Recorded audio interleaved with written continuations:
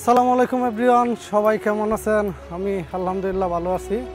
আজকে একটা জায়গায় আসছি, আপনাদের না দেখাইলে না। পুলিশ স্টাফ কলেজ, এই যে পুকুরটা দেখতেছেন, এটা হচ্ছে পুলিশ স্টাফ কলেজের পুকুর। চতুর্দিকে নারিকেল গাছ, আর এই যে রাস্তাটা করছে, দেখার মতো একটা সৌন্দর্য। সত্যি কথা বলতে একটা স্বপ্ন আছে আমার। স্বপ্নটা হচ্ছে একবারে ছোটো স্বপ্ন, জানি অনেকের কাছে হয়তো ভালো লাগবে না, তবে আমার স্বপ্নগুলো আসলেই ছোটো, বড় কোনো স্বপ্ন নাই। তার মধ্যে হয়েছে এরকম একটা ফিশারি থাকা, এরকম একটা ফিশারি থাকবে। আমি চাকরি হয়তো বেশি দিন করব না, 25 বছরে আমাদের রিটায়ার্ডে আসা যা, পেনশন দেয় 25 বছরে।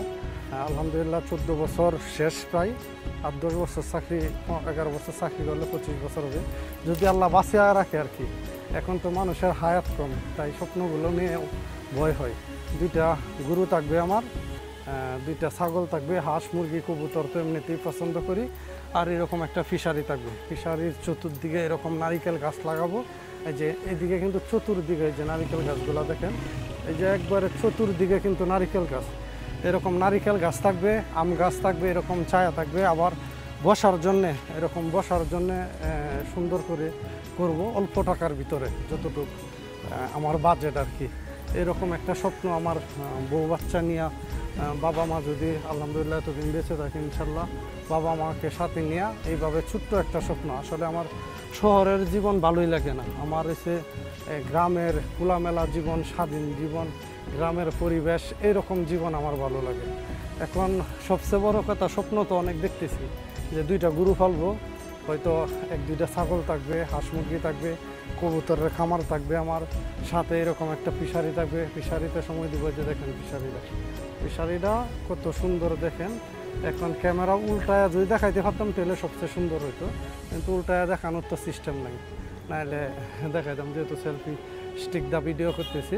এই যে পুকুরটা দেখেন কত বড়, এই যে এখন একটু দেখেন পুকুরটা কত বড়। তো চতুর্দিকে কিন্তু এই যে নারিকেল গাছ, নারিকেল হয়ে আছে, এরকম রাস্তা করছে। এত ভিআইপি করে না, আমি তো আর এরকম রাস্তা করবো না, এত ভিআইপি করে না, যতটুকের ভিতরে সম্ভব এতটুকের ভিতরেই করবো আর কি।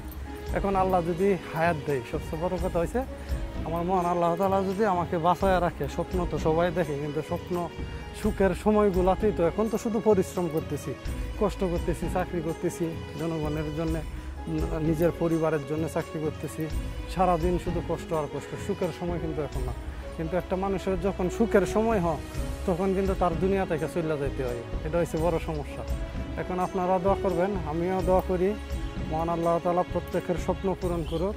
আমার এই ছোট্ট আশাগুলো, যে আমি গ্রামে থেকে একটা কিছু করব, এরকম আশাগুলো যেন আল্লাহ তাআলা পূরণ করেন। এর আগে যেন আমার মৃত্যু না দেয়।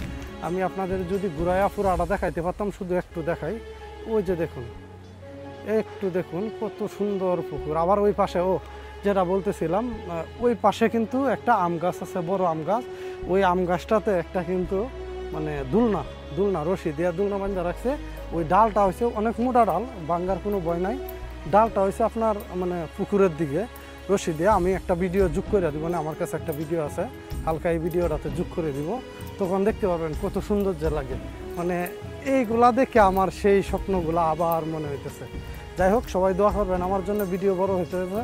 ভালো থাকবেন, সুস্থ থাকবেন। আসসালামু আলাইকুম।